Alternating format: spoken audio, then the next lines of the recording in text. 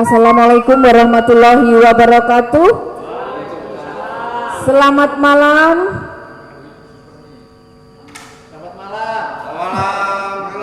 Aku nunggu jawabannya. Selamat malam, selamat datang di Pendopo Asrafi. Malam hari ini Sastra Sompilan menggelar acara diskusi dan pertunjukan sastra pada episode ke-14. Sebelumnya kita berdoa dulu. Doa kali ini kita harus spesial ya, karena supaya acara kita ini lancar dan kita sekaligus mendoakan teman-teman kita yang mulai pada greges-greges, mulai pada sakit. Ada seharusnya malam hari ini ada Pak Fauzi Absal, tapi ternyata beliau berhalangan hadir. Katanya sudah mulai greges. Lek Suyanto juga yang sebenarnya mau membaca juga berhalangan hadir karena greges-greges juga. Mari kita doakan teman-teman kita, saudara-saudara kita, tetangga-tetangga kita. Kita berdoa supaya pandemi ini segera usai hengkang dari negeri kita. Oke? Mari berdoa, dipersilahkan.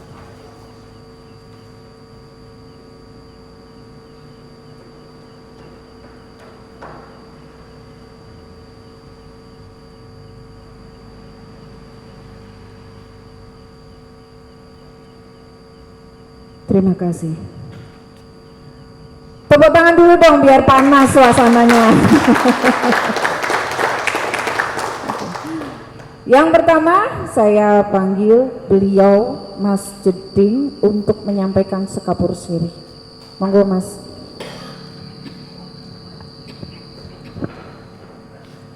Assalamualaikum warahmatullahi wabarakatuh. Salam sejahtera buat kita semua, damai Tuhan beserta kita. Pertama-tama saya haturkan terima kasih sebesar-besarnya kepada kawan-kawan yang telah datang, yang meluangkan waktu untuk mengapresiasi proses kreatif kepenyairan di Sastra Sompilan ini.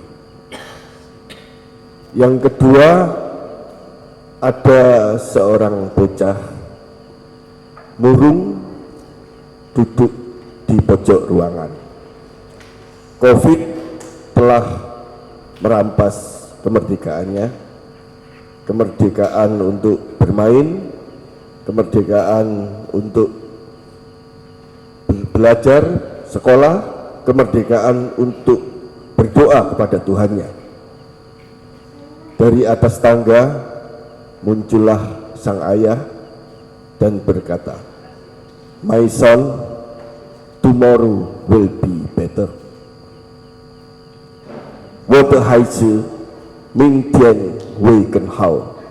Hari ini kita telah menandatangani surat pernyataan untuk hidup berdampingan dengan COVID. Kita tetap berkarya, kita tetap bekerja, kita tetap berdoa, kita tetap belajar, dan kita tetap membawa budaya Indonesia menjadi lebih baik. Karena budaya adalah jati diri bangsa, culture nation building. Tanpa budaya kita bukan siapa-siapa. Merdeka. Assalamualaikum warahmatullahi wabarakatuh. Terima kasih Mas Jeding. Beliau adalah direkturnya Insaga. Insaga itu sekolah yang ada di sini, ada acting, ada seni rupa, ada MC dan lain sebagainya. Nanti kalau pengen tahu tentang itu boleh tanya kepada Mas Jeding atau kepada Mas Mahmud yang ada di sana. Baik, supaya malam ini lebih hangat lagi, kita awali dengan suara menggelegarnya Mbak Nuri. Mbak Nuri ini kepala sekolah TK Pertiwi, tapi beliau itu berteater sejak beliau masih SMA atau masih TK ya. Kita sambut suara menggelegarnya Mbak Nuri akan membawakan 2 buah puisi. Monggo Mbak Nuri. Assalamualaikum warahmatullahi wabarakatuh. Salam sejahtera untuk kita semuanya. Terima kasih diberi kesempatan untuk membacakan puisi karya Abang Sri Wintara Ahmad, juga dari Bapak Abang yang satu Pak siapa ya? Pak Fauzi Ahmad, Pak Fauzi Absal ya. Iya, terima kasih sekali ya.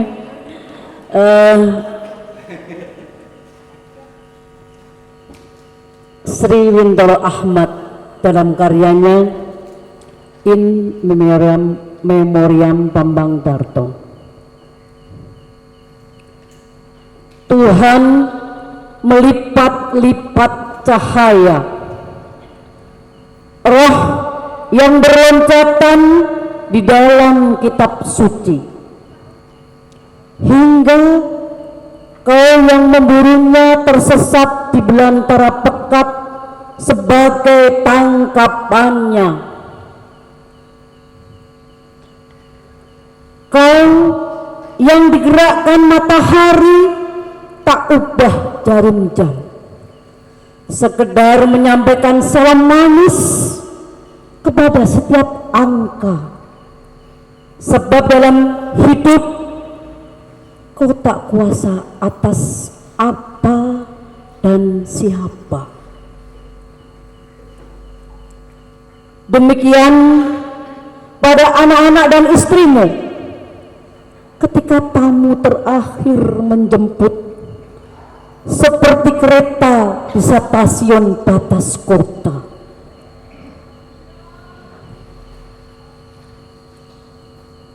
Akan dikenang orang-orang rambut sepundak perubahanmu yang tersibak angin.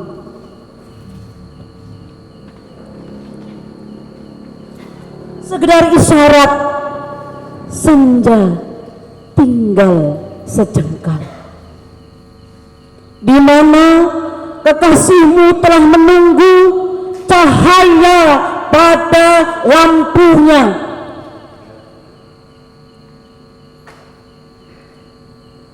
Ambang malam mulai kau pahami, bukan sekelam di dalam kubur, namun kejinggaan fajar bagi pengelana di padang sufi yang pulang dengan membawa seikat bunga 3 rupa.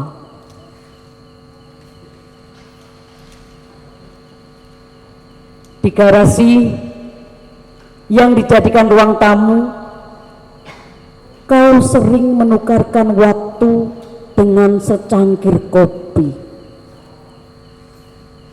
agar piawai memaniskan pahitnya kodrat sebelum dipanggil kembali menuju senja paling telaga. Di sana, tongkat yang kau tancapkan akan berubah angsa menerangi makrifatnya.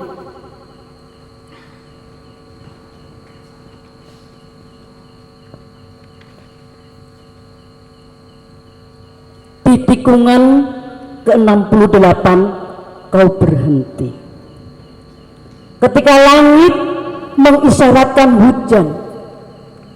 Waktu berkemas untuk pulang. Sore seusai hujan mengisyaratkan gerimis. Pulanglah kau tanpa mantel, tanpa payung, hingga tubuhmu basah dan menggigil. Di rumah yang kau bangun di kaki bukit, kekasihmu senampak ibumu di masa kecil, menghangatkanmu dalam dekapan cintanya. Apalagi kau rasakan selain damai yang tak bisa dipuisikan para penyair, lantaran senja alpa dimaknai sebagai awal pagi. Cilacap, 24 Januari 2018.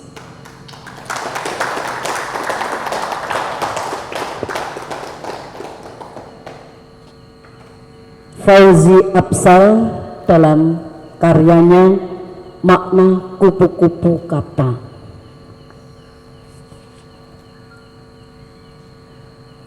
Kupu-kupu makna kata. Kata kupu-kupu bermakna. Kupu punya makna, kata punya kupu. Kupu menjaga makna, makna menjaga kupu, makna kata kupu-kupu. Kupu-kupu melahap kata, kata menyeru makna, makna mencerna kupu-kupu. Kupu-kupu ngidam makna, makna menghamili kata-kata.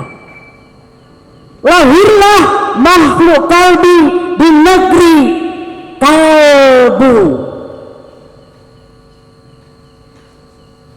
2020. Terima kasih. Assalamualaikum warahmatullahi wabarakatuh. Selamat malam, salam sejahtera untuk kita semuanya. Terima kasih. Kemudian yang kedua adalah nanti kita juga akan berbicara sebenarnya tentang kepenyairannya Pak Fauzi Absal. Pak Fauzi Absal itu sudah sepuh sekali. Beliau mulai menulis itu sejak zaman SPS ya di Malioboro itu. Beliau masih aktif hingga sekarang, PSK. Dia masih aktif hingga sekarang menulis dan masih tetap setia istiqomah menjalani profesinya sebagai tukang sol sepatu. Makanya tadi kupu-kupu ukuran sepatu itu adalah buku yang dia terbitkan beberapa waktu yang lalu. Kita sambut malam ini sebuah pembacaan puisi dari seorang bos luar biasa. Kita panggil dia Bos Kocel. Mohon izin Bang Ahmad. Assalamualaikum warahmatullahi wabarakatuh.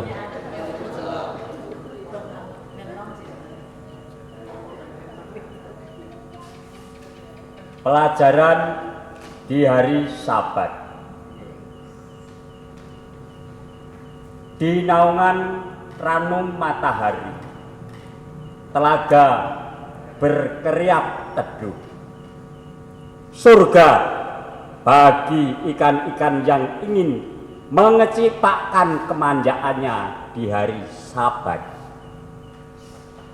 Sesudah sepekan hanya menghabiskan waktu untuk berebut lumut segar dengan sesama ikan dan sesekali belajar menjadi kanibal, memangsa ikan-ikan yang lebih kecil, ikan-ikan yang telah dipersiapkan Tuhan sebagai santapan monster-monster air yang setiap hari pekerjaannya hanya menjawab satu pertanyaan.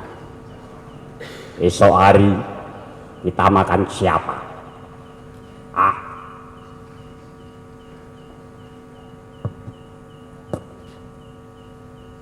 Yang memanjakan diri di hari Sabat adalah ikan-ikan. Mereka yang bebas berenang kesana kemari tanpa berpikir bahwa kawan hari ini adalah musuh hari esok.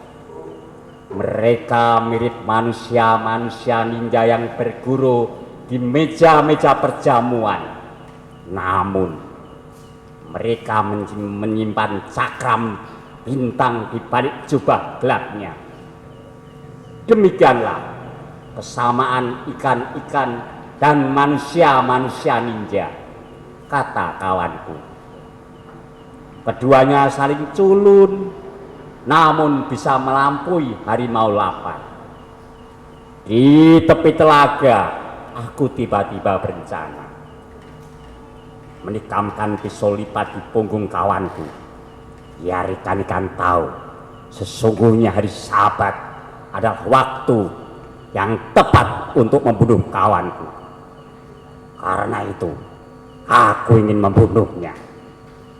bisiku pada ikan-ikan yang masih mengecipakkan kemanjaannya, agar dia masuk surga yang pintunya lupa dikunci Tuhan.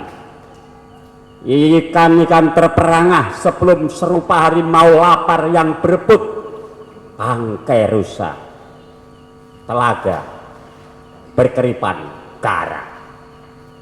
Terima kasih Bang Ahmad. Assalamualaikum warahmatullahi wabarakatuh.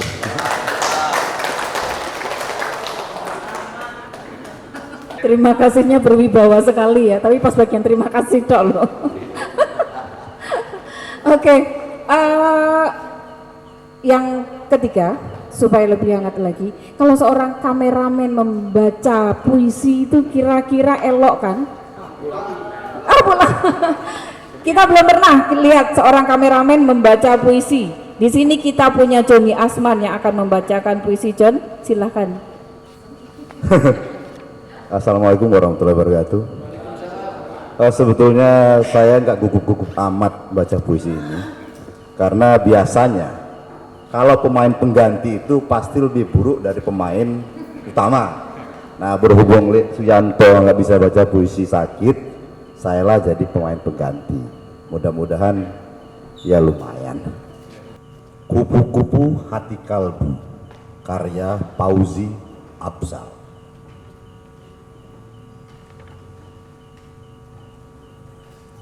Kupu-kupu menyusu dalam otak kalbu. Kemanapun pergi, ke kalbu kembali. Kalbu yang mengasuh hati juga mengasuh kupu-kupu. Sebuah kerukunan tanpa kendat waktu. Mengklaim syair lagu. Kadang berjarak, kadang berbaur, kusut menyemburat dalam hati satu kelidan. Kupu-kupu hati kalbu, hati kupu-kupu kalbu. Kalbu berhati karena kupu-kupu.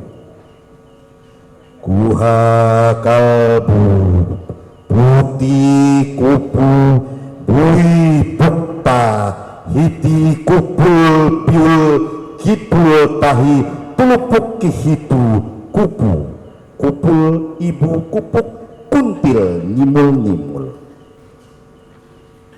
Tapi kemanapun pergi, ke kalbu kembali. Kupu-kupu hati kalbu, hati kupu-kupu kalbu. Kalbu berhati-hati karena kupu-kupu. Terima kasih.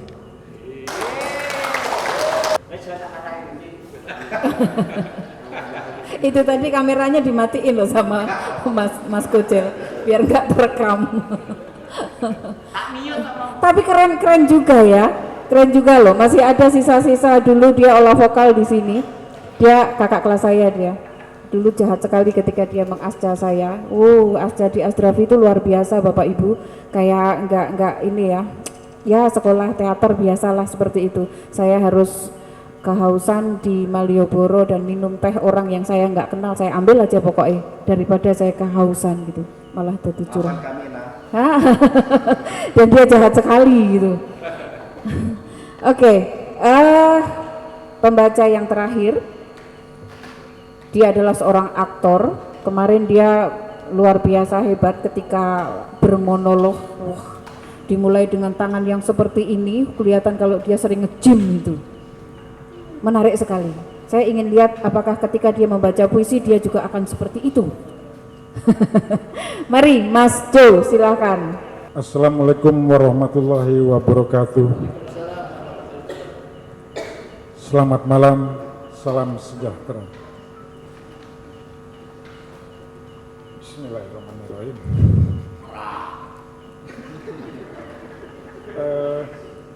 Puisi, dua buah puisi. Yang pertama puisi Pak Sri Wintolo Ahmad, judulnya Kantin TB Sebelum Senja. Pesuan terakhir dengan Nisbi Sabakingkin. Hari masih jauh dari senja. Kopi belum habis kita reguk.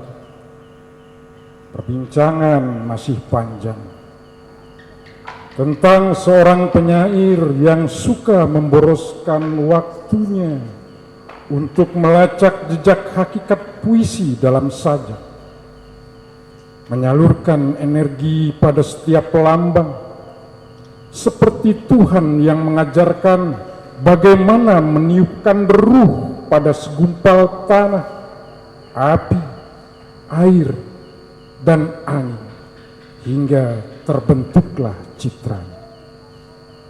Menjadikan puisinya sebagai tugu prasasti yang bakal dikenang oleh anak-anak zaman. Jarum jam di tanganmu masih menuding angka 3. Sebungkus sigaret belum habis terhisap semua. Perbincangan masih perlu kita bentak. Tentang seorang aktor yang menjadikan panggung sebagai kanvas terbingkai. Manusia aneh yang selalu memberhalakan batinnya di balik pengap terali. Senasib burung ocehan yang harus mengicaukan kemerdekaan di dalam sangkar gading. Dunia mungil yang dimaknainya sebagai langit tak bertepi. Hari masih terang, namun bukan sebagai penyair atau aktor, melainkan senasib puisi yang telah menanggalkan jubah kesajakan atau burung ocehan yang terlepas dari sangkar gadingnya. Kau keburu pulang ke sarang senja, di mana kau adalah cahaya yang bakal kembali pada lampunya, sebagaimana seorang pecinta yang kemudian menyetubuhi erat kekasihnya, bunga hati dari surga yang bermasa-masa dirindukan oleh orang-orang sufi dalam puisi dan tarian. Cilacap 26/11/2013.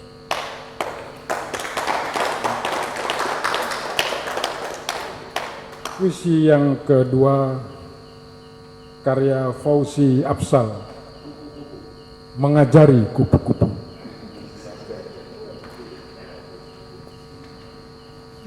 Kita benamkan dalam air kolam 7, bidadari mandi kembang.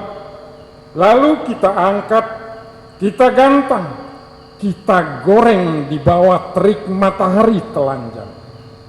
Kita ajari dia patah hati. Kita bawa bertamu pada sahabat yang sukses. Kita remas-remas, lantas masukkan dalam kulkas. Sementara kita ngobrol tentang kehidupan yang hangat, penuh kasih lagi mesra. Kita ajari ia menggigil kedinginan. Kita seret ke dunia industri pasar global yang paling payah. Adalah global wisdom versus local wisdom.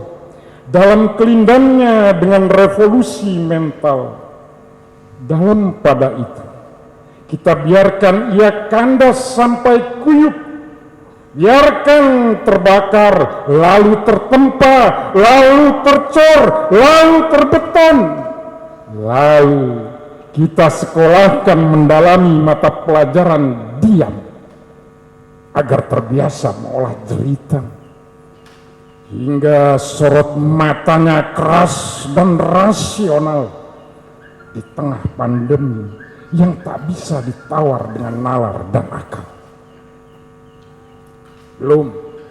Belum selesai.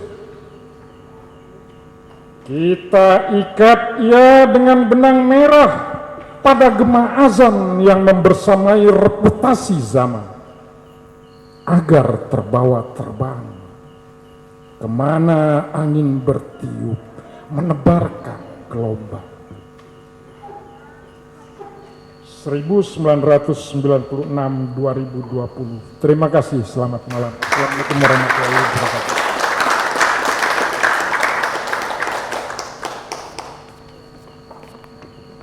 Kalau aktor yang baca luar biasa ya.